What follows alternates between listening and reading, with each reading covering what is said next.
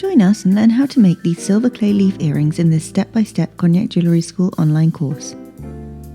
This start-to-finish project gives you all the information you'll need to get started with silver clay paste and create a pair of your own unique leaf earrings. In this course, you'll learn how to create solid silver leaves using silver clay paste and real leaves, how to fire your silver clay, either with a blowtorch or a kiln, how to refine your fired piece with a file, and how to make your own earring wires, as well as other techniques that you can use for all your future projects. The beginner's course is broken down into 7 easy-to-digest lessons.